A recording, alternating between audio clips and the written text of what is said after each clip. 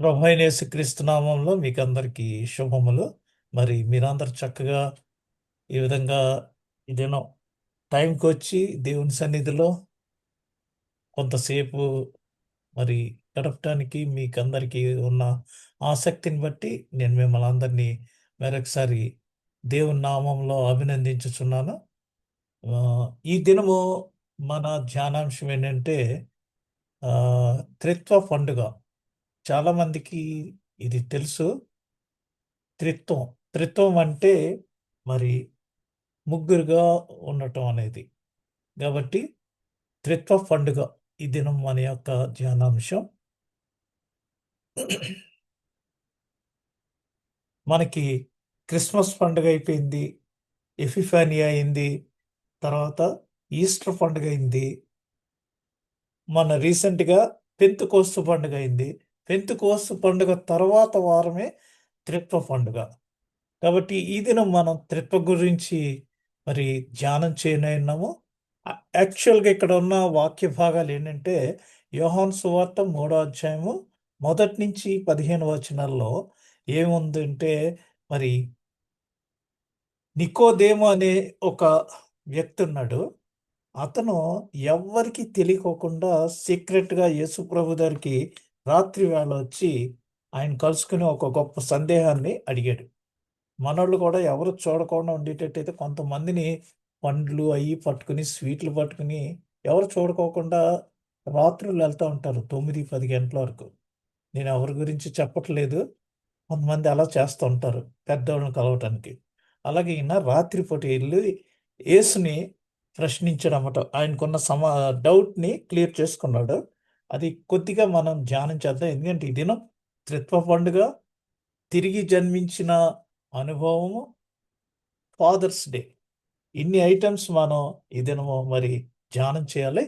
చేత త్వరగా ధ్యానం చేద్దాం. ఇశ్రాయేలీయుల యొక్క ఫీస్ట్స్ అంటే పండుగలు. నేనెప్పుడు చెప్తా ఉంటాను కదా! ఇక్కడ వారి యొక్క క్యాలెండర్ మీకు చూపిస్తున్నాను. నిస్సాన్ మాసం అంటే అది ఏప్రిల్‌లో వస్తది.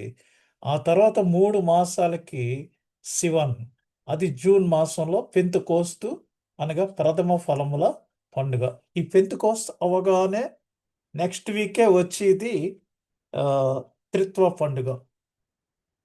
ఇదేమో పులియని రొట్టెల పండుగ, ప్రథమ ఫలముల పండుగ కింద ఇక్కడ ఆచరించారు. మళ్ళీ ఇక్కడ పెంతెకోస్తు పండుగ ఇది లైక్ హార్వెస్ట్ ఫెస్టివల్‌గా ఆచరిస్తున్నారు. తర్వాత మరి ఆహ్, ట్రంపెట్స్ అంటే బూరల పండుగ మరియు పర్ణశాలల పండుగ, ప్రాయశ్చిత్త దినం. ఇది ఈ 3 ఒక పండుగగా వీరు ఆచరిస్తున్నారు. ఇక్కడ మనం చూస్తే ఇశ్రాయేలీయుల పండుగలో మెయిన్ పస్కా పండుగ ఇది మొదటి నెలలో వస్తుంది. దీన్నే పులియని రొట్టెల పండుగ లేదా ప్రథమ ఫలముల పండుగ అని మనం చెప్తున్నాము. ఇది పునరుద్ధాన పండుగ 20వ తారీఖు ఏప్రిల్ జరిగించుకున్నాం మనం. పునరుద్ధాన పండుగ నుంచి 40 దినములైన తర్వాత యేసు పరలోకానికి ఆరోహణమయ్యారు. అది 30వ తారీఖు మే నెల. ఆయన ఆరోహణమైన 10 దినముల నుంచి తరువాత పరిశుద్ధాత్మను మరి శిష్యుల మీదకి పంపించి ఉన్నారు. అదే పెంతెకోస్తు పండుగగా మనం ఆచరించి ఉన్నాం. అనగా ఆది క్రైస్తవ సంఘం ఆవిర్భవించిన దినము. ఇక్కడ పెంతెకోస్తు పండుగ 3వ నెలలో అనగా 8వ తారీఖు జూన్ నెలలో వచ్చింది. సో, పునరుద్ధాన పండుగకి, పెంతెకోస్తు పండుగకి కరెక్ట్‌గా 50 దినాలు మీరు లెక్క పెట్టుకోవచ్చు. తరువాత పర్ణశాలల పండుగ ఇది 7వ నెలలో, బూరల పండుగ మరియు ప్రాయశ్చిత్త దినం. ఈ 3 ఒక సెట్టు. ఇక్కడ మనం చూస్తే పెంతెకోస్తు పండుగ మొన్న 8వ తేదీన మనం ఆచరించి ఉన్నాము.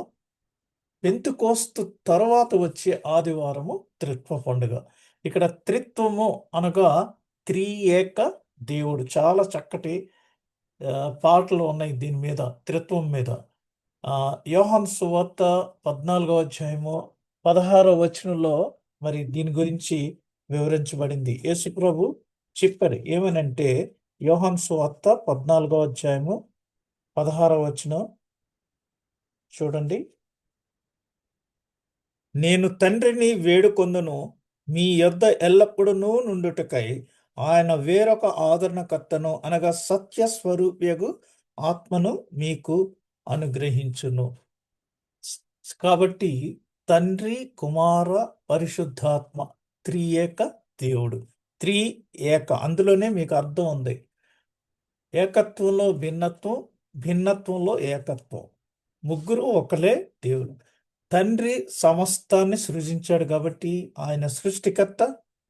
కుమారుడు మనలందరినీ మరి పరము నుండి ఈ లోకముకు వచ్చి ఆయన రక్తం చిందించడం వల్ల మనలందరినీ విమోచించాడు కాబట్టి ఆయన విమోచకుడు. పరిశుద్ధాత్మ మనలందరినీ పరిశుద్ధపరుస్తుంది. మనం ఇంకను మరి పాపులమై ఉండగా ప్రభు మనల్ని విమోచించాడు. పరిశుద్ధాత్మ వచ్చి మనల్ని సర్వసత్యంలోనికి నడిపించి పరిశుద్ధపరుస్తుంది. ఇక్కడ చూడండి ఈ సింబల్స్, ఇది త్రిత్వమునకు సంబంధించినవి. The Father is God, but he is not the Son. Son is not Holy Spirit, and Holy Spirit is not Father. But Holy Spirit is God, Son is God, Father is God. ముగ్గురు దేవుడు, అయితే ముగ్గురు విభిన్నమైన వ్యక్తులుగా. ఇక్కడ చూస్తే the Father is God, ఇక్కడ Son, ఇది చేప గుర్తు. మొదటి శతాబ్దంలో మరి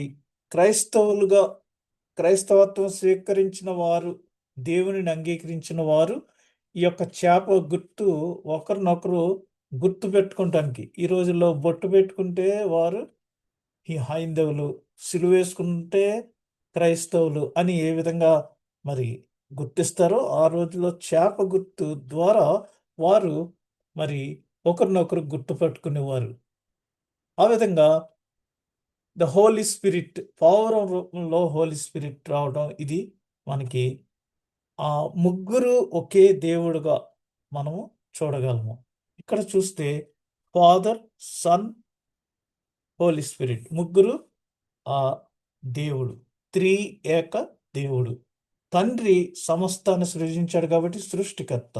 కుమారుడు మనలను విమోచించాడు, విమోచకుడు. పరిశుద్ధాత్మ మనలను పరిశుద్ధపరచును. కొంతమంది హైందవులు దీన్ని మరి వారిలో కూడా ముగ్గురు దేవుళ్ళు ఉన్నారని, ఒకడు సృష్టించేవాడు, ఒకడు మనకి అంటే పోషించేవాడు, ఇంకొకడు పట్టుకెళ్ళిపోయేవాడని చెప్తూ ఉంటారు. అవి ఏంటంటే సిమిలారిటీని వారు మరి ఆ విధంగా క్లెయిమ్ చేసుకుంటున్నారు. దానికి మనమేమి వారితో మనమేమి విభేదించట్లేదు, వారి అభిష్టం అది. ఇక్కడ మనం చూస్తే ఇంతవరకు ఇప్పటి వరకు మనము దేవుడు ఒక్కడే అని, ఆయనే ఈ లోక సృష్టికర్త అని నేర్చుకున్నాం. ఎక్కడంటే ఓల్డ్ టెస్ట్మెంట్లో అంతా చూస్తే, ద్వితీయోపదేశకాండం 6వ అధ్యాయము 4వ వచనం చూస్తే, ఇశ్రాయేలు వినుము, మన దేవుడైన యెహోవా అద్వితీయుడగు యెహోవా. అయితే క్రొత్త నిబంధనలో మరి యేసు ప్రభువుని పంపించి మనందరినీ పాపముల నుండి విమోచించి మనకు ఒక క్రొత్త నిబంధన ఇచ్చినప్పుడు, అక్కడ మరి పత్రికల్లో కొలస్సే పత్రిక 2వ అధ్యాయంలో 9వ వచనంలో ఏమని వ్రాయబడి ఉందంటే, ఏలయనగా దేవత్వము యొక్క సర్వ సంపూర్ణత, పరిపూర్ణత శరీరముగా క్రీస్తునందు నివసించుచున్నది. దేవత్వము యొక్క సర్వ పరిపూర్ణత శరీరముగా. Is like a man. మనకున్న ఫీలింగ్స్, మనకున్న అన్నీ, మరి లాజర్ చనిపోతే ఆయన ఏడ్చాడు, ఇలాంటివన్నీ కూడా మానవుడిగా ఆయన పొంది ఉన్నాడు. అది శారీరకముగా క్రీస్తునందు నివసించుచున్నది. అదేవిధంగా యెషయా గ్రంథం 55వ అధ్యాయం 8వ వచనం చూస్తే, నా తలంపులు మీ తలంపులు వంటివి కావు, మీ త్రోవలు నా త్రోవల వంటివి కావు. ఇది యెహోవా వాక్కు.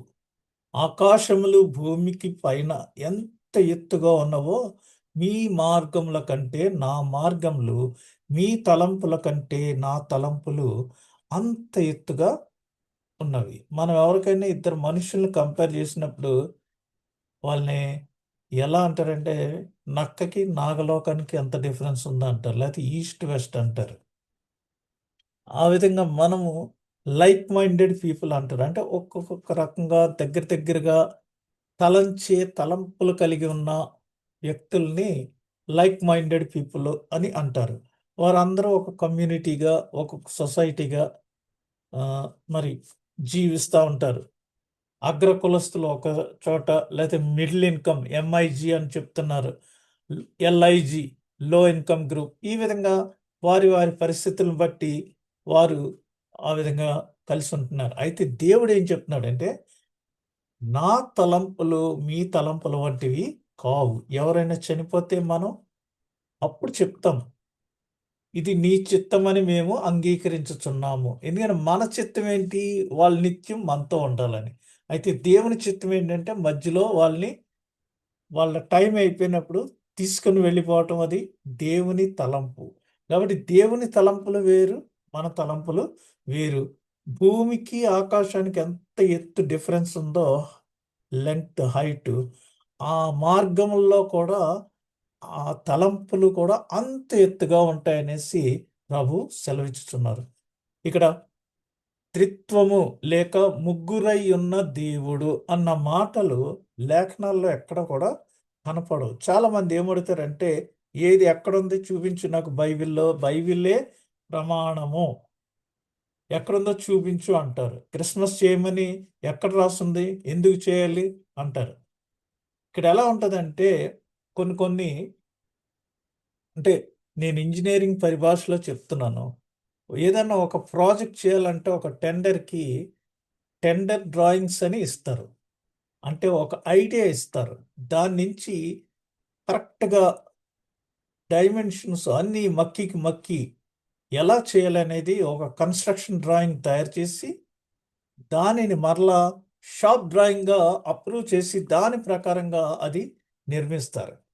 ఇక్కడ మనకి దైవ గ్రంథంలో అన్నీ కూడా దేవుడు మనకి తెలియజేసి ఉన్నాడు. ఇంకా ఇంకొక ఎగ్జాంపుల్ చెప్పాలంటే, మనము రోడ్డు మీద ట్రావెల్ చేసేటప్పుడు కారులో లెఫ్ట్ సిగ్నల్ తీసుకోవాలనుకోండి, అక్కడ వెళ్ళటానికి ఫస్ట్ గ్రీన్ వస్తది. ఆ గ్రీన్ దగ్గర లెఫ్ట్‌కి వెళ్ళొచ్చని ఫస్ట్‌లో వస్తది. తర్వాత సిగ్నల్ దగ్గరికెళ్ళేటప్పటికి రెడ్ ఉంటది. చాలామంది ఒక్కొక్కసారి తెలియకోకుండా, "అయ్య బాబోయ్! రెడ్ ఉంది ఎలా ఎళ్ళిపోతున్నావు" అంటారు. ఇక్కడ గ్రీను లెఫ్ట్‌కి వెళ్ళమని యారో క్లియరెన్స్ ఉన్నప్పుడు ఆటోమేటిక్‌గా మనము వెళ్ళిపోవచ్చు. అంతేగాని అక్కడ రెడ్ ఉందని ఆగిపోతే వెనక నుంచి వచ్చి వేరే వాడు మనల్ని గుద్దుతాడు. మీకు అర్థమై ఉంటది డ్రైవ్ చేసే వాళ్ళందరికీ. నేనెందుకు చెప్తున్నానంటే ఇది, దేవుడు మనకు ఏది ఎలా ఉండాలనేది క్లియర్‌గా తెలియజేసి ఉన్నాడు. లూకా సువార్తలో యేసు మనుష్యుల దయ వలన దేవుని దయలోను, మరి పెద్దల దయ యందును ఎదుగుచుండెను, పెరుగెను అని వ్రాయబడి ఉంది. సో, మనము ఎక్కడ ఉంటే ఆ దేశ సాంప్రదాయాన్ని పాటిస్తూ, ఆ దేశంలో ఉన్న కట్టుబాట్లకి గౌరవిస్తూ ఉండాలి.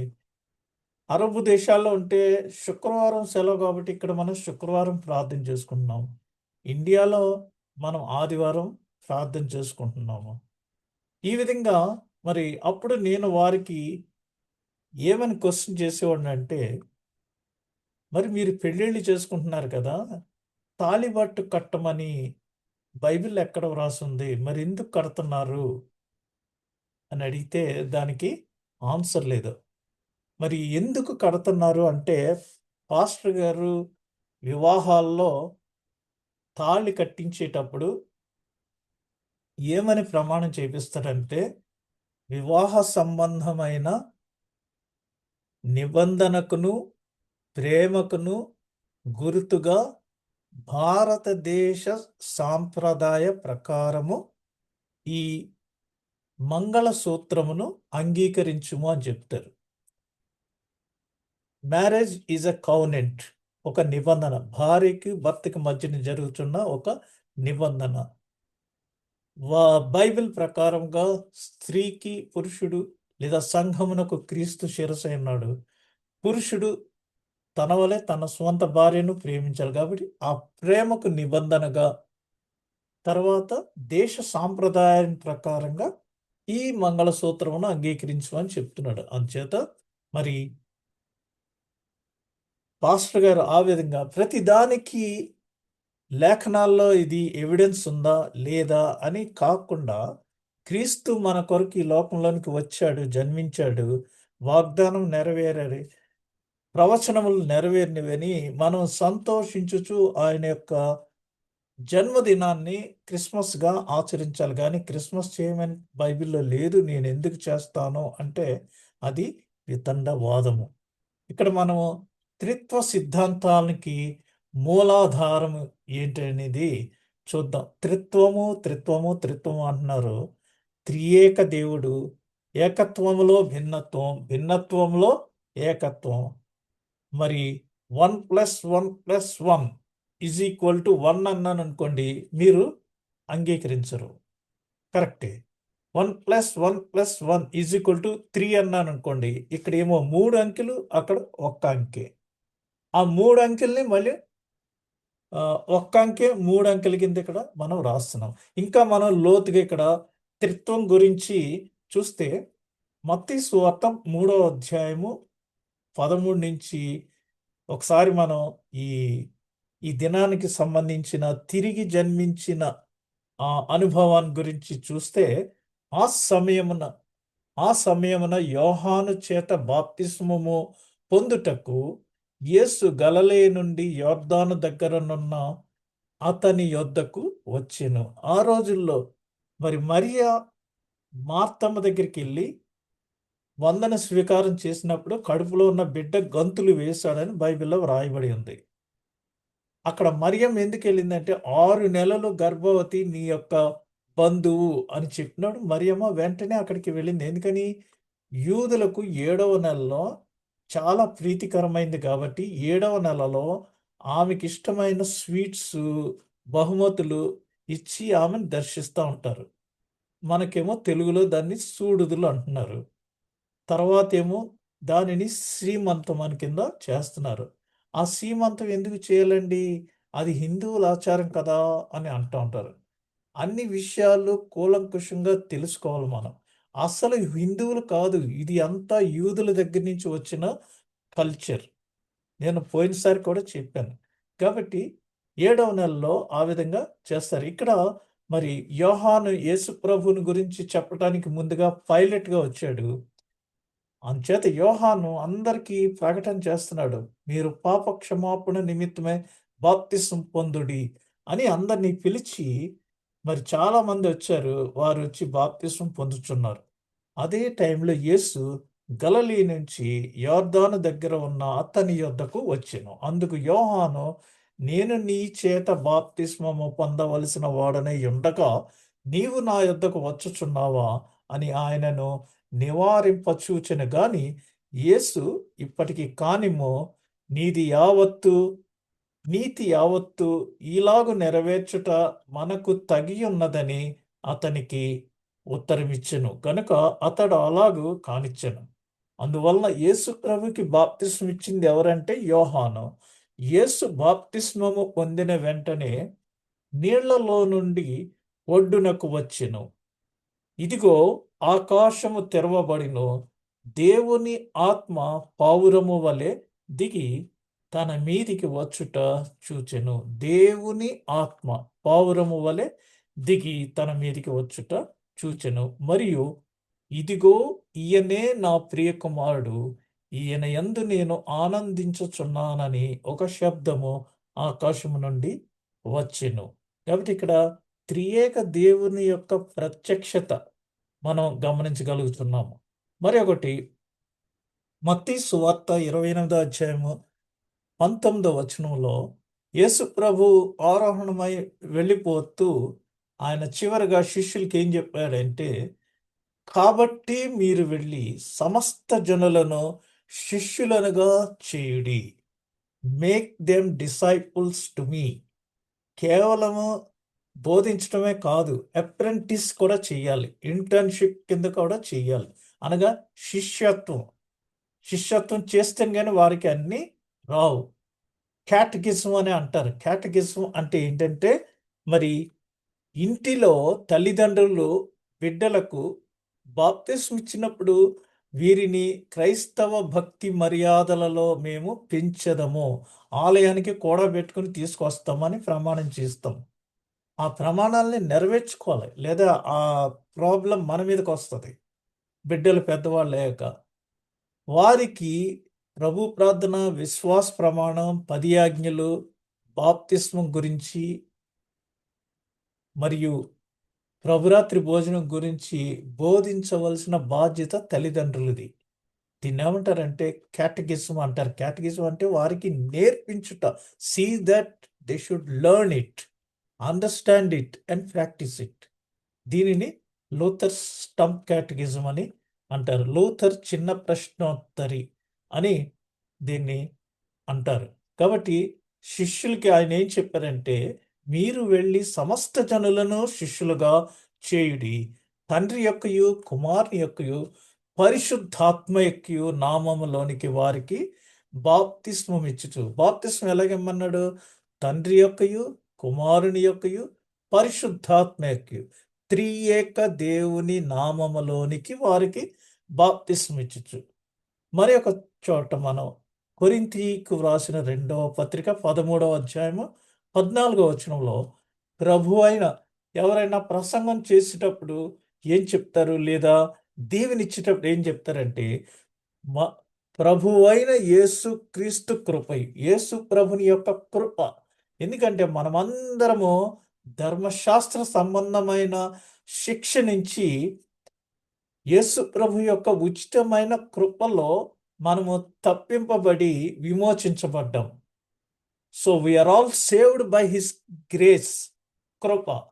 రెండవది దేవుని ప్రేమయు. దేవుడు లోకంని ఎంతో ప్రేమించెనో కాగా తన అద్వితీయ కుమారునిగా పుట్టిన వాని యందు విశ్వాసముంచు ప్రతి వాడును నశింపక నిత్యజీవం పొందినట్లు ఆయనను మనకు అనుగ్రహించను. అది దేవుని ప్రేమ.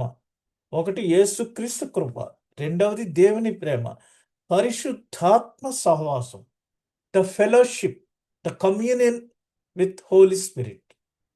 సో ఈ మూడు మరి మీకందరకును తోడయిండునగాక అని యాజకులు ఎక్కువగా ఈ వచనం చెప్పి ప్రసంగము ప్రారంభిస్తూ ఉంటారు. కాబట్టి త్రియేక దేవుని యొక్క ప్రత్యక్షతను మనకందరికి తోడై ఉండాలనేసి ముందుగా మరి చెప్పి వారు ఈ యొక్క సందేశాన్ని ప్రారంభిస్తుంటారు మెయిన్ లైన్ చర్చెస్లో. రెండవది త్రిత్వ సిద్ధాంతానికి సంబంధించిన కొన్ని నిదర్శనాలు, ప్రూఫ్స్. ఎలా అంటే గాలి వేస్తుంది, గాలి ఏదంటే దాని యొక్క రాకడ పోకడను బట్టి అక్కడ గాలి ఉందని మనం గమనించగలం, కానీ దాన్ని మనము చూడలేము. ఇక్కడ మనం త్రిత్వ సిద్ధాంతానికి నిదర్శనంగా 2 ఎగ్జాంపుల్స్ నేను మీకు ప్రాక్టికల్గా అర్థం అవటానికి చెప్తున్నాను. మొదటిది నీరు. నీరుకి 3 స్టేజెస్ ఉన్నాయి, అంటే 3 రూపాలు ఉన్నాయి. ఒకటి ఏంటంటే లిక్విడ్గా నీళ్లుగా ఉంటుంది. రెండవది మరి టెంపరేచర్ లో అయినప్పుడు 0 degrees దగ్గర అది మంచుగడ్డ కింద ఉంటుంది. మరి అదే 100 degrees టెంపరేచర్ సెంటిగ్రేడ్ దగ్గర ఆవిరిగా మారుతుంది. కాబట్టి ద్రవ రూపంలో నీరు కింద, మంచుగడ్డ, ఆవిరి అనే 3 రూపములలో ఉన్నప్పటికీ మూడింటికి బేసిక్గా ఒకే రసాయనిక సూత్రం H2O. ఇది మనందరికీ మరి కెమిస్ట్రీ తెలిసిన వారందరికీ ఈజీగా అర్థమైపోతుంది. 3 విభిన్న రూపంలో ఉంది, but only one source in 3 different shapes.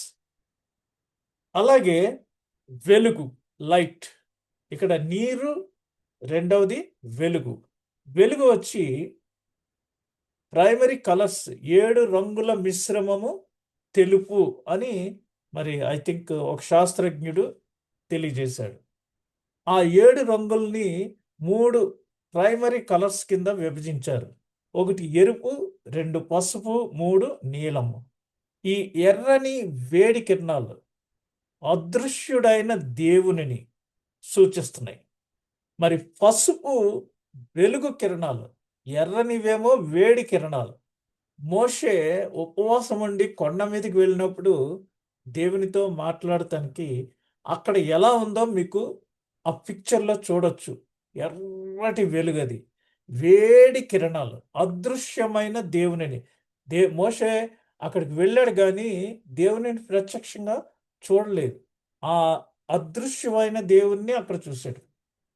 పసుపు వెలుగు కిరణములు కుమారునిని, నీలం రసాయనిక కిరణములు వాటి ప్రభావం అనగా ఆత్మను చిత్రీకరించుచున్నవి. పరిశుద్ధాత్మ ఎప్పుడు నీలంతో కూడిన రసాయనిక కిరణాలు, ఇన్ఫ్రారెడ్ రైస్ అని పెడుతుంటారు. తర్వాత మరి డెంటల్కి ఏమన్నా ఇచ్చేసినప్పుడు ఒక రకమైన బ్లూ కలర్ అక్కడ పెడతారు. అది తొందరగా గట్టిగా అవటానికి. అంచేత ఈ 3 రంగుల్ని ప్ర ప్ర ప్రైమరీ కలర్స్ కింద ఈ 3 కలిస్తే ఒకటి అది తెల్లటి వెలుగు. ఆ వెలుగే 3 రంగులుగా వస్తది. మనం స్పెక్ట్రమ్ అని అంటాము త్రిభుజాకార దాంట్లో. ఇటు నుంచి చూస్తే ఒక తెల్లని కిరణం వచ్చినప్పుడు అక్కడ 7 కిరణాల కింద కనిపిస్తుంటది మనకి 7 రంగులు. ఇంద్రధనస్సు కూడా మరి వెలుగు తెల్లటి కిరణం నుంచి 7 రంగులు మనకి కనిపిస్తుంది. కాబట్టి ఈ 3 ప్రైమరీ కలర్స్ మిక్స్ అయితే వెలుగు. అనగా ఏకత్వంలో భిన్నత్వం, భిన్నత్వంలో ఏకత్వం. తండ్రి, కుమార, పరిశుద్ధాత్మ ఈ ముగ్గురు కలిసి పనిచేస్తూ ఉంటారు. ఎలా చేస్తారు అంటే చూస్తే త్రిత్వము ఏకత్వముగా పనిచేయుచున్నది. చాలామంది చెప్తా ఉంటారు ఒకరి మీద ఒకరు ఆనుకొని ఏక మనస్సుతో పనిచేయాలి ఇవన్నీ. కానీ ఇక్కడ త్రిత్వము ఏకత్వంగా పనిచేస్తుంది. ఎలా అంటే సృష్టిలో ఎలా పనిచేస్తుందంటే తండ్రి అయిన దేవుడు పలికాడు ఏమని? వెలుగు కమ్మని పలుకగా వెలుగు కలిగెను. ఆదికాండం 1 అధ్యాయం 3వ వచనంలో ఉంది. దేవుడు సింపుల్గా చెప్పాడు ఏమని? వెలుగు కమ్మని చెప్పగానే వెలుగు కలిగింది. కుమారుడు పలకబడిన వాక్యం ఏంటంటే ఆదియందు వాక్యముండెను, వాక్యము దేవుని యొద్ద నుండెను, వాక్యము దేవుడై ఉండెను అని ఇది మనకందరికీ తెలిసిన వాక్యమే. వాక్యము దేవుడైండెను మరియు ఆదియందు దేవుని యొద్ద అది ఆదియందు దేవుని యొద్ద ఉండెను. వాక్యము దేవుని యొద్ద ఉన్నది. ఆ వాక్యము శరీరధారి అయి కృపా సత్య సంపూర్ణుడుగా ఇన్కార్నేషన్ అని చెప్తూ ఉంటాం. కాబట్టి కుమారుని ద్వారా సృష్టి ఎలా జరిగిందంటే వాక్యము శరీరంగా ఈ లోకంలోనికి వచ్చింది. పరిశుద్ధాత్ముడైన దేవుడు జలముల పైన అల్లాడుచుండెను. మరి ఆదియందు దేవుడు ఉండెను. అది ఆదికాండం 1 అధ్యాయం 2వ వచనము మీకు వినిపిస్తాను. ఆదియందు దేవుడు భూమి ఆకాశములను సృజించెను. భూమి నిరాకారముగాను శూన్యముగాను ఉండెను. చీకటి అగాధ జలముల పైన కమ్మి ఉండును. దేవుని ఆత్మ జలముల పైన అల్లాడుచుండెను. అప్పుడు దేవుడు వెలుగు కమ్మని పలకగా వెలుగు కలిగెను. దేవుని ఆత్మ అగాధ జలముల పైన అల్లాడుచుండెను. సో అక్కడ ప్రజెన్స్ ఆఫ్ స్పిరిట్ మనకు తెలుస్తుంది. ఇది సృష్టిలోని భాగము. దేవుడు వాక్యమై ఉండెను, వాక్యము దేవుని యొద్ద ఉండెను. ఆ వాక్యము కృపా శరీరధారి అయి మన మధ్యకు వచ్చింది. రెండవది మానవ జన్మలో ఈ ముగ్గురి యొక్క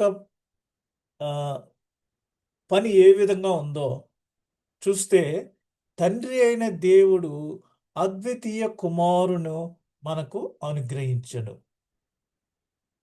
చెప్పాను కదా ఇందాక, దేవుడు లోకంని ఎంతో ప్రేమించి ఆయన హీ లవ్డ్ అస్. ఎందుకని మనం ఎవ్వరం కూడా నశించిపోకుండా ఉండటానికి తన స్వకీయ కుమారుని మన కొరకు అనుగ్రహించాడు. అదే మనం క్రిస్మస్గా చేస్తున్నాం. The way he loved us we have to love another.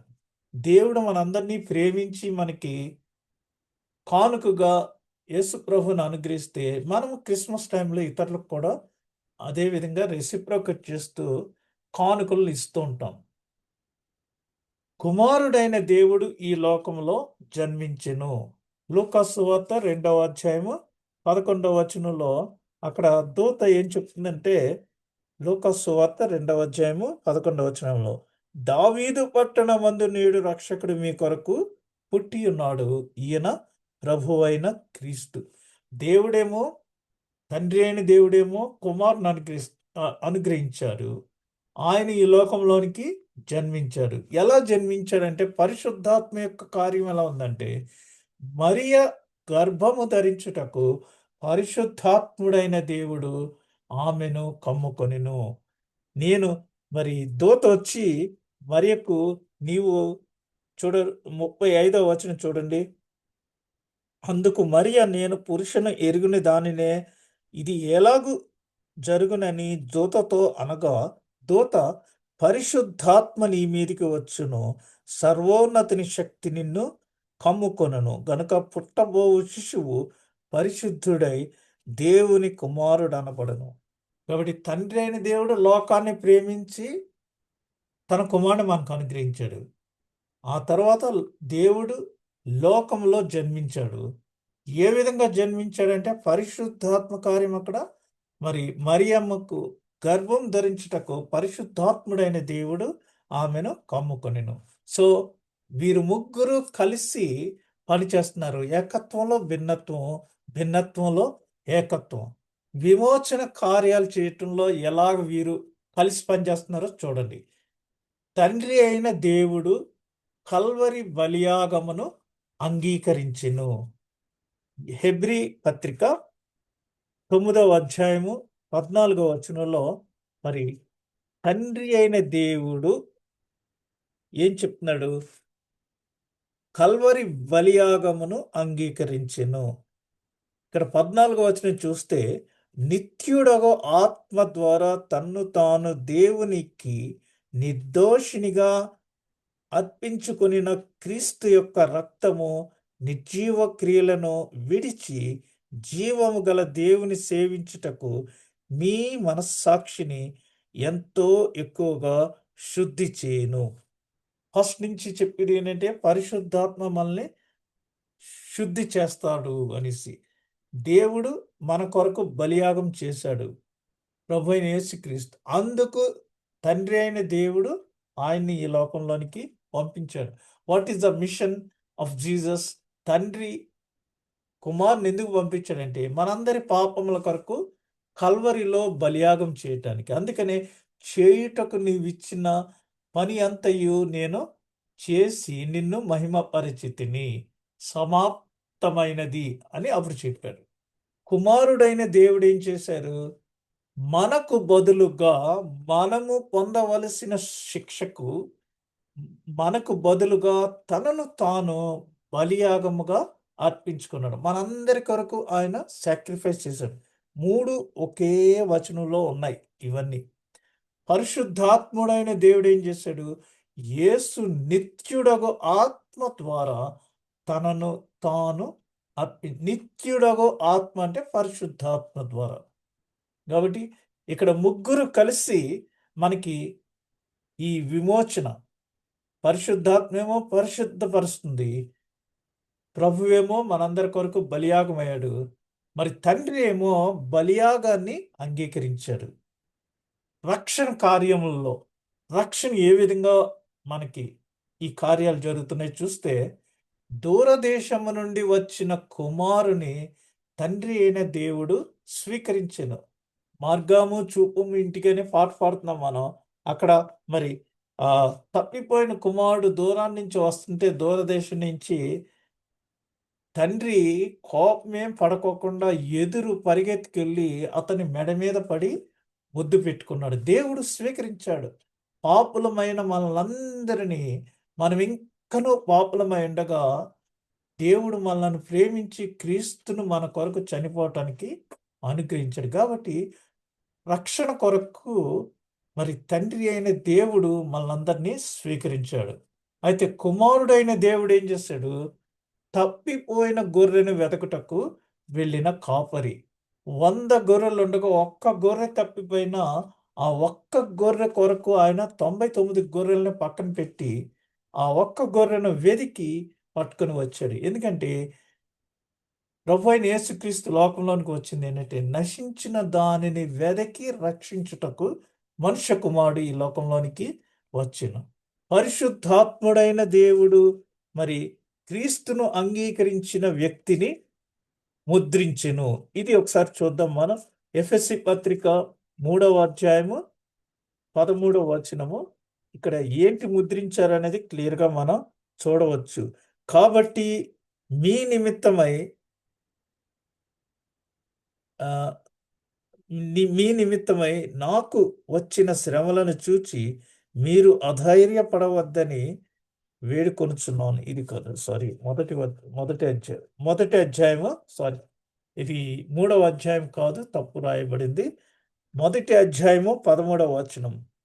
మీరు సత్యవాక్యమును అనగా మీ రక్షణ సువార్తను విని క్రీస్తునందు విశ్వాసముంచి వాగ్దానము చేయబడిన ఆత్మచేత ముద్రింపబడితిరి. వాగ్దానము చేయబడిన ఆత్మచేత ముద్రింపబడితిరి. దీనికి మనం ఎలా అర్థం చేసుకోవాలంటే, మనకు ఎవరైనా కువైట్ నుంచి వీసా పంపిస్తే మనము మెడికల్ చేయించుకుని అన్నీ చేయించుకుని వీసా స్టాంపింగ్ అని పంపిస్తారు. అది ఏమిటంటే, ప్రప్రథమంగా మనము కువైట్‌కి రావటానికి వారు పాస్‌పోర్ట్‌లో ఒక ముద్ర వేస్తారు.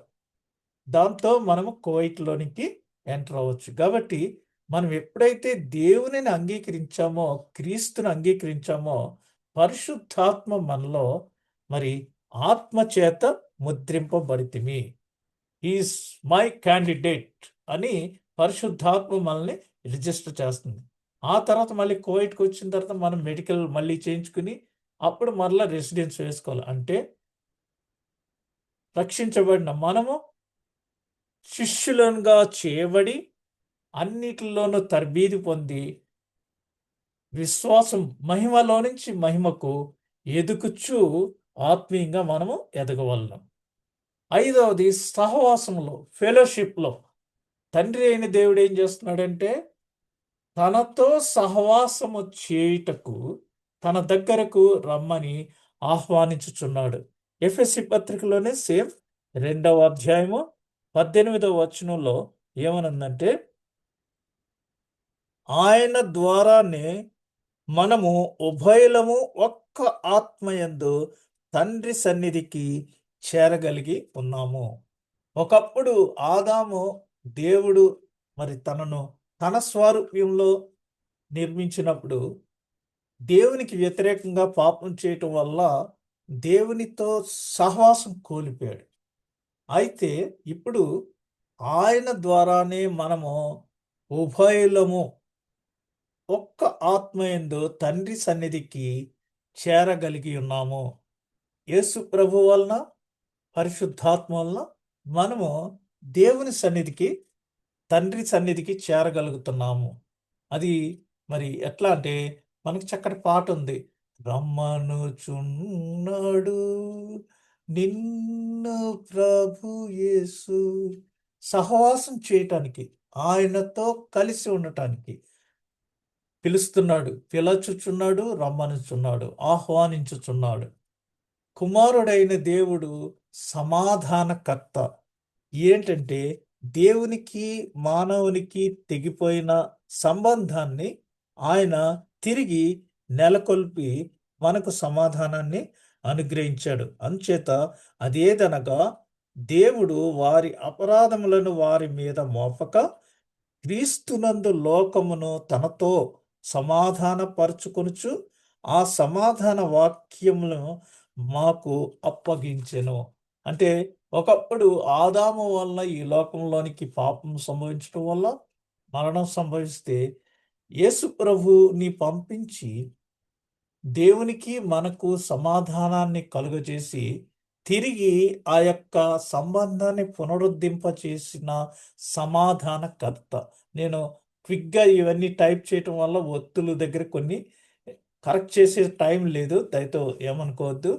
మరి ఆ విధంగా మొదటి ఆదాము వల్ల వచ్చిన పాపాన్ని, మరణాన్ని యేసు ప్రభు సమాధానపరిచి మరణం మీద విజయాన్ని సాధించి దేవునికి మనకి సమాధానాన్ని కుదిర్చాడు. పరిశుద్ధాత్ముడైన దేవుడు ఈ ఐక్యతను, సమాధానాన్ని సఫలము చేయును. సో ఎలా అంటే ఒక్క ఆత్మ యందు తండ్రి సన్నిధికి చేరుతున్నామని చెప్తున్నారు. ప్రార్థనలో తండ్రి అయిన దేవుడు ప్రార్థనా విజ్ఞాపనలను స్వీకరించును. ఏ విధంగా అంటే యోహాను సువార్తలో మరి 16వ అధ్యాయము 23వ వచనంలో ఉంది. ఏమనంటే మనం ఏమడిగినా తండ్రిని ఇస్తానని వాగ్దానం చేశారు. 16వ అధ్యాయము 23వ వచనం. ఆ దినమున మీరు దేని గూర్చియు నన్ను అడుగరు, మీరు తండ్రిని నా పేరిట ఏమి అడిగిననో ఆయన మీకు అనుగ్రహించునని మీతో నిశ్చయంగా చెప్పుచున్నాను. కాబట్టి తండ్రి అయిన దేవుడు మన ప్రార్థనా విజ్ఞాపనలు స్వీకరించడానికి ఆహ్వానిస్తున్నాడు, రమ్మంటున్నాడు. మనం ఏమడిగినా ఇస్తానని చెప్తున్నాడు. ఒక్కొక్కసారి చిన్నపిల్లలు నేను ఏడేది అడిగితే అది ఇస్తావా అని అంటారు. ఇస్తాను రా అంటాం మనం. ఆ విధంగా తండ్రి బిడ్డల మధ్య ఎటువంటి సంబంధం ఉంటుందో తండ్రి అయిన దేవుడు మన విజ్ఞాపనల్ని స్వీకరించడానికి సిద్ధంగా ఉన్నాడు. అయితే మనము చెప్పాలి ఆయనకి. యెహోవా నా మొర లాలించెను తన మహా అని పాడుతుంటాం. అందులో విలాపములకు సెలవిచ్చెను, శ్రమ కలాపములకు చెవియొగ్గెను. ఏదో సంథింగ్ అటు ఇటులో. అదేంటంటే మనం సోది ఎక్కువ చేసి చెప్తా ఉంటాం, విస్తరించిన ప్రార్థన. అయినా ఆయన విసుగక, విడువక మన విజ్ఞాపనలన్నిటినీ స్వీకరిస్తున్నాడు. ఎంత ఓర్పు కలిగి ఉండాలి చెప్పండి. మనం ఒకళ్ళతో మాట్లాడేటప్పుడు పాయింట్ వైజ్ మాట్లాడకపోతే వాళ్ళు జారిపోతారు.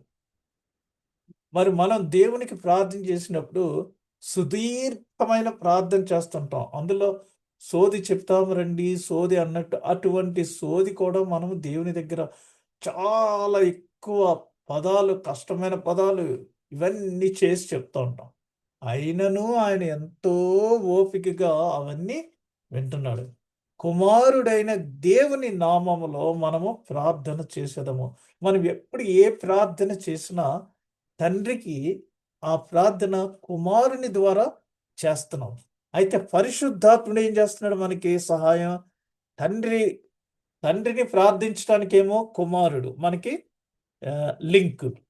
మరి పరిశుద్ధాత్మ ఏం చేస్తున్నాడంటే మనం ఒక్కొక్కసారి ప్రార్థన ఏం చేయాలో మనకి తెలియదు.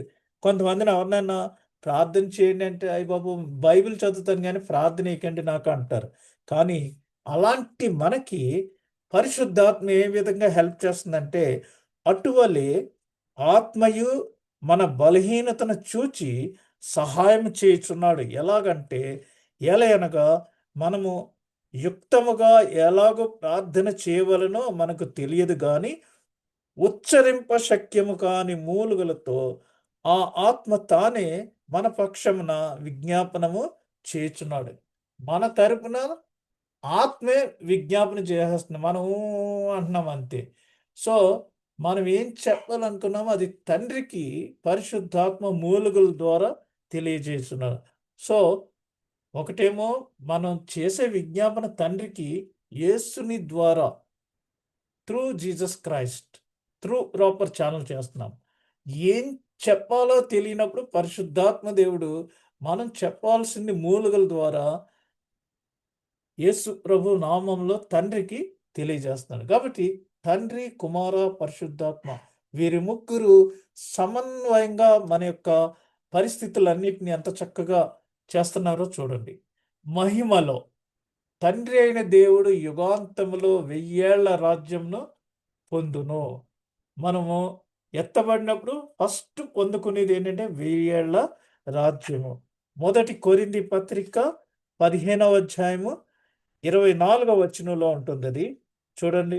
మొదటి కొరింథీ పత్రిక 15వ అధ్యాయము 24వ వచనం. అటు తర్వాత ఆయన సమస్తమైన ఆధిపత్యమును, సమస్తమైన అధికారమును బలము చేత కొట్టివేసి, తన తండ్రి అయిన దేవుని రాజ్యమును అప్పగించును. అప్పుడు అంతము వచ్చును. తన తండ్రి రాజ్యాన్ని మనకి అప్పగిస్తాడు. కాబట్టి రాజ్యాన్ని మనం పొందుతున్నాం. కుమారుడైన దేవుడు ఏం చేస్తున్నాడంటే, పాపమైన మన శరీరమును తన మహిమ గల శరీరములా మార్పు చేయును. మనం ఈ లోకంలో ఈ పాపముతో కూడిన ఈ శరీరాన్ని వదిలేస్తున్నాం. ఈ అస్థిపంజరాన్ని, ఈ భూమి మీద ఈ గుడారాన్ని మనం విడిచిపెట్టేసి మహిమ గల శరీరములా మార్పు చేస్తున్నాడు. ప్రియా యేసు రాజు నువ్వు నే చూడ, మహిమలో నేను ఆయనను చూడ అని చక్కటి పాట ఉంది. కాబట్టి కుమారుడైన దేవుడు మనల్ని ఏం చేస్తున్నాడంటే, ఈ పాప కోపమును, పాప శరీరాన్ని తీసేసి మహిమ గల దేహంతో మరి ఆ యుగాంతంలో 1000 ఏళ్ల రాజ్యాన్ని పొందుకుంటానికి మనల్ని క్వాలిఫై చేస్తున్నాడు. పరిశుద్ధాత్మ దేవుడు ఏం చేస్తున్నాడంటే, రమ్ము అని ఆహ్వానించుచున్నాడు. ఎలా ఆహ్వానిస్తున్నాడో చూడండి. ప్రకటన గ్రంథం 22వ అధ్యాయము 17వ వచనంలో పరిశుద్ధాత్మ దేవుడు ఏం చేస్తున్నాడంటే, 17వ వచనంలో ఆత్మయు పెండ్లి కుమార్తెయు రమ్మని రమ్ము అని చెప్పుచున్నారు. వినువాడు రమ్ము అని చెప్పాలెను అని చెప్తున్నారు ఇక్కడ. రమ్ము అని ఆహ్వానించుచున్నాడు. కొన్ని వివాహాల్లో చూస్తుంటే మనం ఇక్కడ చూడండి, ఆత్మయు పెండ్లి కుమార్తెయు రమ్ము. పెండ్లి జరుగుతున్నప్పుడు మరి ముందు పెండ్లి కుమారుడు వెళ్ళిపోతాడు. తర్వాత పెండ్లి కుమార్తె బ్రైడల్ మార్చ్ తోటి ఆలయంలో ప్రవేశిస్తుంది. అప్పుడు పెండ్లి కుమార్తె తండ్రి ఆమెను మరి పట్టుకొని అక్కడ వరకు తీసుకెళ్ళి వదిలేస్తారు. అది చాలా చక్కటి సాంప్రదాయం. అప్పుడు పెండ్లి కుమారుడు ఆమెను రమ్ము అని ఆహ్వానిస్తాడు. ఒక గులాబీ పువ్వు ఇచ్చో లేకపోతే ఏదన్నా ఇచ్చి రమ్ము అని ఆహ్వానిస్తాడు. ఇది పరిశుద్ధాత్మ దేవుడు మనందరినీ దేవుని సన్నిధికి ఆ 1000 ఏళ్ల పరిపాలన, 1000 ఏళ్ల రాజ్యాన్ని పొందుకుంటానికి యు ఆర్ వెల్కమ్ రమ్ము అని ఆహ్వానిస్తున్నారు. చిట్ట చివరిగా మరి పునర్జన్మ, ఇక్కడ 8 ఇది తప్పు కొట్టాను. పునర్జన్మలో తండ్రి అయిన దేవుడు మహిమలో మనకి క్రొత్త పేరును వ్రాయును. లూకాసు వార్త 10వ అధ్యాయము 20వ వచనము. మనకి అందరికీ జీవ గ్రంథంలో పేర్లు లిఖించబడ్డాయని చెప్పుకుంటూ ఉంటాం కదా. ఆ విధంగా అయినను దయ్యములు మీకు లోబడుచున్నవి లోబడుచున్నవని సంతోషింపక మీ పేర్లు పరలోకమందు వ్రాయబడి ఉన్నవని సంతోషించుడని వారితో చెప్పాను. కాబట్టి మనం సంతోషించవలసింది దేని గురించి అంటే, ఇక్కడ నాకు ఇంత పర్సంటేజ్ వచ్చేసింది, లేకపోతే ఇక్కడ నేను ఇది చేశాను అది చేశానని మనమో షో ఆఫ్ చేసి రెచ్చిపోక్కర్లేదు. అక్కడ దేవుడు మహిమలో మనకి క్రొత్త పేరు, పరలోక రాజ్యంలో మనం లిస్టులో ఉన్నామా లేదా, ఆ పేరు ఉందా లేదా చూసి దాన్ని బట్టి మనం సంతోషించాలి. కుమారుడైన దేవుడు ఏం చేస్తున్నాడు, పవిత్రమైన తన రక్తములో మన పాపాలన్నిటినీ కడిగి వేయును. మన పాపాలన్నిటినీ కడిగి మనల్ని క్వాలిఫై అయ్యేటట్టు ఆయన చేస్తున్నాడు. ఇక్కడ ఎఫెసీ పత్రిక 1వ అధ్యాయం 7వ వచనంలో ఆయన కృపా మహదైశ్వర్యమును బట్టి ఆ ప్రియుని యందు ఆయన రక్తము వలన మనకు విమోచనము, అనగా మన అపరాధములకు క్షమాపణ మనకు కలిగి ఉన్నది. మన అపరాధాలన్నిటికీ క్షమాపణ ఇచ్చి మనల్ని ఆయన రక్తంలో మన పాపములన్నిటినీ కడిగి మనము ఆ క్రొత్త పేరును కలిగి ఉండటానికి ఆయన సహాయం చేస్తున్నాడు. అయితే పరిశుద్ధాత్ముడైన దేవుడు ఏం చేస్తున్నాడంటే నూతన జన్మ మార్పు కలిగించే అనే అద్భుతాన్ని ఆయన మనకు జరిగిస్తున్నాడు. యోహాను సువార్త 3వ అధ్యాయము 3-6 వచనాలు చూస్తే ఇక్కడ అందుకు యేసు అతనితో, ఒకడు క్రొత్తగా జన్మించితేనే గాని అతడు దేవుని రాజ్యమును చూడలేడని మీతో నిశ్చయముగా చెప్పుచున్నానెను. అందుకు నికోదేము, ముసలివాడనైన నేను మనుష్యుడు ఎలాగూ జన్మింపగలడు? రెండవ మారుకు తల్లి గర్భమందు ప్రవేశించి జన్మింపగలడా అని ఆయనను అడగగా, యేసు ఇట్లనెను, ఒకడు నీటి మూలముగాను ఆత్మ మూలముగాను జన్మించితేనే గాని దేవుని రాజ్యంలో ప్రవేశింపలేడని మీతో నిశ్చయముగా చెప్పుచున్నాను. శరీర మూలముగా జన్మించినది శరీరమును, ఆత్మ మూలముగా జన్మించినది ఆత్మయునై ఉన్నది. నేను స్టార్టింగ్‌లోనే చెప్పాను. నికోదేము అనే ఒక మరి ఐ థింక్ పరిసయ్యుడు ఇతను. ఈయన ఎవ్వరు మరి యేసుప్రభుని కలుసుకుంటున్నాడంటే మరి అది పెద్ద గొడవ వచ్చేస్తది కాబట్టి రాత్రిపూట ఎవరు లేనప్పుడు ఆయన ఒక్కడే ఒంటరిగా దేవుని వద్దకొచ్చి, బోధకుడా నీవు అన్నీ తెలుసు అని నీకు మేము ఎరుగుదును అనేసి నాకు ఈ డౌట్ ఉంది. మరి తిరిగి జన్మించాలి అని నువ్వు చెప్తున్నావు. నేను మరి ఇప్పుడు ఇంత వయసు అయిపోయినోడిని తిరిగి నా తల్లి గర్భంలో నేను ఎలా దూరతాను అనేసి యాజ్ ఇట్ ఈస్‌గా అడిగేస్తున్నాడు. ఇదే డౌటు కొంతమందికి ఒకసారి వచ్చింది. యేసుప్రభు మరి కొండ మీద ప్రసంగం ఇయన్నీ చేసి చాలా అందరూ ఆయన వెనకాల వస్తున్నప్పుడు ఆయన ఏం చెప్పారంటే, నా శరీర నా రక్త మాంసములు తిన్నవాడే పరలోక రాజ్యంలో ప్రవేశించగలడు. లేదా వాడికి లేదంటే వాళ్ళందరూ రివర్స్ అయిపోయారు. What you are thinking? మేమేమన్నా రక్తము తాగే మనుషులమా? నరమాంస భక్షకులమా? అని అందరూ వెళ్ళిపోయారు. యాజ్ ఇట్ ఈస్‌గా అర్థం చేసుకోకూడదు మనం. ఇది ప్రభువు శరీరం అని యోచించి, ఇది ప్రభువు రక్తమని ఈ ద్రాక్షరసాన్ని యోచించి, మనము ఆయనతో సహవాసం చేయటానికి ఈ ప్రభురాత్రి భోజన విందులో పాల్గొనాలి. This is the concept. అంతేగాని డైరెక్ట్‌గా తల్లి గర్భంలో దూరేసి మళ్ళీ పుట్టటం అనేది కాదు. ఎప్పుడైతే మనము క్రీస్తును అంగీకరిస్తామో సమస్తమును పాతవాయెను, సమస్తమును గతించెను, సమస్తమును క్రొత్తవాయెను. So a new life in Jesus Christ which is nothing but born again.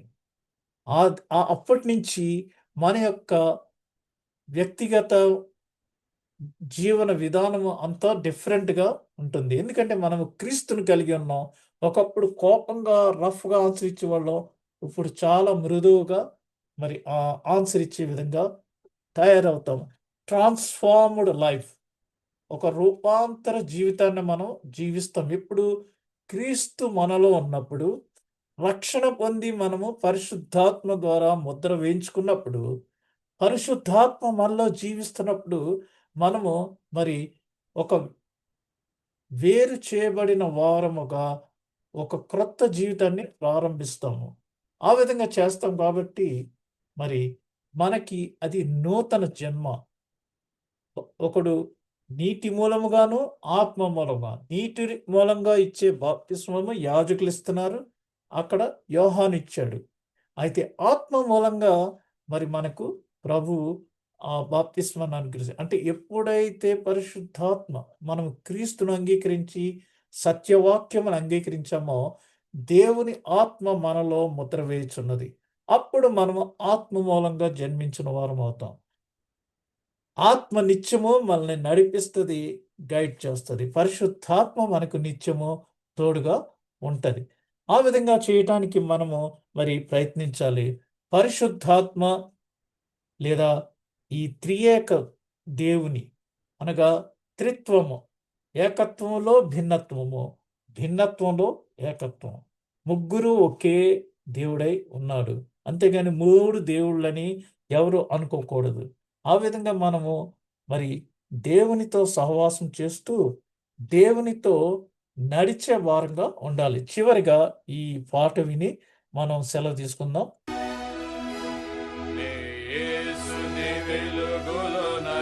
నడిచెదను, రాత్రింబగలయనతో నడిచెదను, వెలుగు నడిచెదను, వెంబడించెదను, యేసుడే నా రక్షకుడు.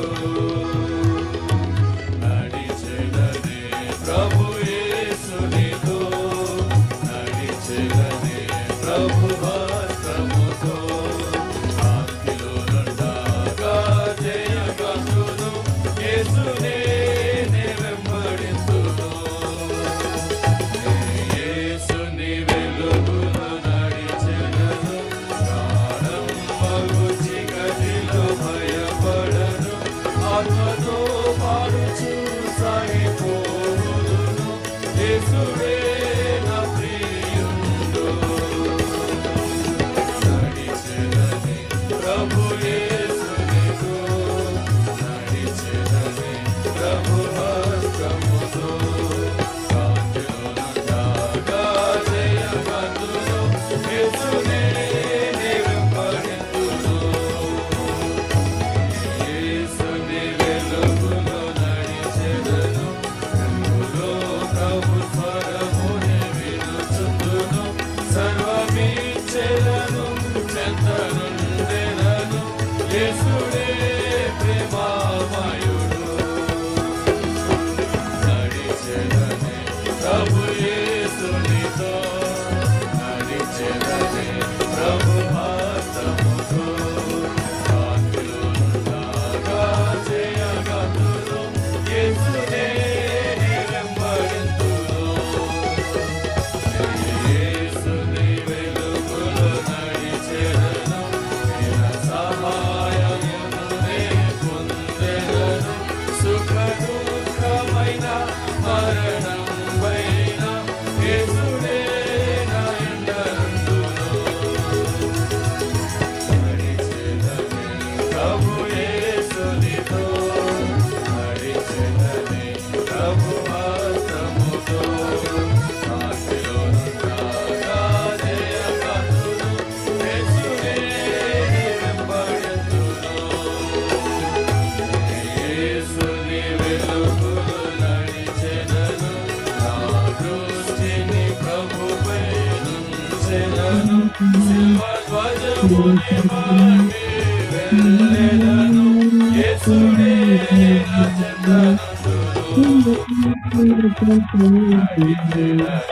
ప్రభు యేసునితో, నడిచెదనే ప్రభు హస్తముతో, శాంతిలో జయగంతును, యేసునే నే వెంబడింతును.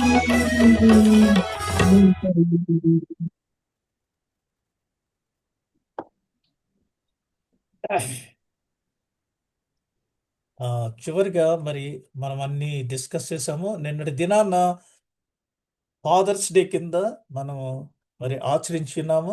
ఇక్కడ ఉన్న వారందరిలో తండ్రులైన వారందరికీ బిలేటెడ్ ఫాదర్స్ డే. మీకందరికీ ఫాదర్స్ డే శుభములు తెలియజేస్తున్నాను. ఇది ఎందుకు చేస్తున్నారు అని ఒకసారి మనం చూస్తే, కుటుంబంలో ఎప్పుడు కూడా మెయిన్ రోల్ స్త్రీది ఉంటుంది, అంటే తల్లి. యాక్షన్ అంతా తల్లి. అయితే వెనక తండ్రి ఇన్కమ్ విషయంలో కానీ, సెక్యూరిటీ విషయంలో కానీ, క్వాలిటీ విషయంలో కానీ, సేఫ్టీ, ఇవన్నీ వెనకొండి బిహైండ్ ద స్క్రీన్ కాపు కాస్తూ ఉంటాడు. ఫాదర్ అనే దానికి చాలా అబ్రివేషన్స్ చెప్పుకోవచ్చు మనం వేరేగా. అయితే ఈ ప్రత్యేకించి ఫాదర్స్ డే ఎందుకు చేస్తున్నారంటే, సనోరా స్మార్ట్ డోడ్ అనే అమ్మాయి వాషింగ్టన్లో, అమెరికా వాషింగ్టన్లో 1909 సంవత్సరంలో 1909 సంవత్సరంలో తన తండ్రి తనకు చేసిన సేవలను గుర్తించి ఆయనను మరి గౌరవించడానికి థ్యాంక్స్ గివింగ్గా మొట్టమొదటిగా ఫాదర్స్ డే అని సెలబ్రేట్ చేసింది. ఎందుకు చేసిందంటే, మరి తన తల్లి మొదటి ప్రపంచ యుద్ధంలో సివిల్ వార్లో అమెరికాలో మరణించింది. అయితే తండ్రి 6 ఆడబిడ్డల్ని, 6 అమ్మాయిల్ని ఎంతో జాగ్రత్తగా వారికి కావాల్సినవన్నీ ఇచ్చి పెంచి పెద్ద చేశాడు. మొదటి 5 పెద్దోళ్ళయి వెళ్ళిపోయారు. అయితే లాస్ట్ అమ్మాయి సొనోరా స్మార్ట్ డోడ్ అనే ఈ అమ్మాయి మరి తండ్రి తనను పెంచి పెద్ద చేసిన విధానానికి కృతజ్ఞత పూర్వకంగా థ్యాంక్స్ గివింగ్ మీటింగ్ కింద ఏర్పాటు చేసి తన తండ్రిని గౌరవపరిచింది. తన తండ్రి చేసిన సేవలను రికగ్నైజ్ చేసి అభినందించింది. మరి ఈ రోజుల్లో మన బిడ్డలు మనకు అలా చేస్తారంటే టెక్నాలజీ ఎఫెక్ట్ వల్ల అది అసాధ్యము. సాధ్యమైతే అది చాలా ఆనందించదగింది. పిల్లలు పెద్దవాళ్ళు అయిన తర్వాత, ప్రయోజకులైన తర్వాత తల్లిదండ్రులు గౌరవించినప్పుడు వారికి పట్టలేని అంత ఆనందం. అలాగే మనము దేవుని సన్నిధికి ఆయన రమ్మనిస్తున్నాడు. మనం వెళ్ళినప్పుడు ఆయనకు కూడా ఎంతో సంతోషం. అందులో మనము ప్రథమ ఫలములు ఆయన సన్నిధికి తీసుకుని వెళ్తే ఆయనకి ఇంకా సంతోషము. ఆ విధంగా ఆమె 1909వ సంవత్సరంలో మరి మొట్టమొదటిగా తన తండ్రిని సన్మానించింది. ఈ విధంగా గౌరవించి ఆయన చేసిన సేవలను కొనియాడింది. ఆ తర్వాత రాను రాను ప్రతి సంవత్సరం దాన్ని రకరకాల విధాలుగా మరి లయన్స్ క్లబ్ లేదా వేరే క్లబ్స్ వాళ్ళందరూ కూడా దానిని గుర్తించి క్లబ్ తరపున ఈ యొక్క ఫాదర్స్ డే చేయటం అప్పుడప్పుడు ప్రారంభించారు. ఆ సమయంలో మరి మొట్టమొదటిగా చేసినప్పుడైతే 19వ తారీఖుని గమనించి చేసింది. ఆ తర్వాత మరి Richard Nixon American president April 24వ తేదీన 1972వ సంవత్సరంలో ఇది ఒక జాతీయ దినోత్సవంగా, ఇట్స్ ఎ నేషనల్ డేగా మీరు దీనిని కన్సిడర్ చేయాలనేసి ఒక ఉత్తర్వు జారీ చేస్తూ ప్రతి జూన్ మాసంలో 3వ ఆదివారము ఈ యొక్క ఫాదర్స్ డే కింద మరి మనము గుర్తించాలి. తండ్రులు చేసే సేవలకు గుర్తింపుగా మనము ఇది చేయవలేను అనేసి మరి ఆయన ఉత్తర్వులు జారీ చేయటం వల్ల ఆ దినం నుంచి మరి ఇది వాడుకలోనికి వచ్చింది. ముఖ్యంగా మరి అమెరికా దేశం నుంచి ఇది పాశ్చాత్య సంస్కృతిగా వచ్చినది. ఈ దినం మరి ఫాదర్స్ డే జరుపుకున్నప్పుడు అనేక మంది రకరకాలైన ఎక్స్చేంజెస్ చేసుకున్నారు. అందులో ఇంకోటి ఏంటంటే హాస్యాస్పదమైనది, don't forget this Sunday is Father's Day. ఈరోజు మరి తండ్రుల దినం అని మర్చిపోవద్దు. మిగిలినవన్నీ కూడా మదర్స్ డే. మిగిలిన ఆదివారాలు కానీ మిగిలిన అంతా కూడా తల్లిదే అనేసి ఒక కొటేషన్ పెట్టుకున్నారు. ఈ సండే మాత్రము తండ్రుల ఆదివారము లేదా తండ్రుల దినమని మర్చిపోవద్దు. మిగిలిన దినములన్నీ కూడా తల్లికి సంబంధించిన దినములు అనేసి ఈ quotation. Don't forget this Sunday is Father's Day, the rest of the year is Mother's Day. అంచేత తల్లి ప్రత్యక్షంగా అన్నిటిలోనూ మరి ఇన్వాల్వ్ అయ్యి ఉంటుంది. అయితే తండ్రి పరోక్షంగా బిడ్డలకు సంరక్షించటానికి మరి ఆయన అన్ని చూసుకుంటాడు. కాబట్టి వారు చేసే సేవలకు గుర్తింపుగా ఈ 6వ అమ్మాయి మరి 1909లో మొట్టమొదటిగా ఆమె చేసిన ఈ యొక్క కార్యాన్ని ఇప్పుడు అందరూ గుర్తించి ఫాదర్స్ డే కింద మరి మనము చేస్తున్నాము. ఇంత దేవుడు ఈ కొద్ది మాటలను దీవించునుగాక. Wish you all a Father's day.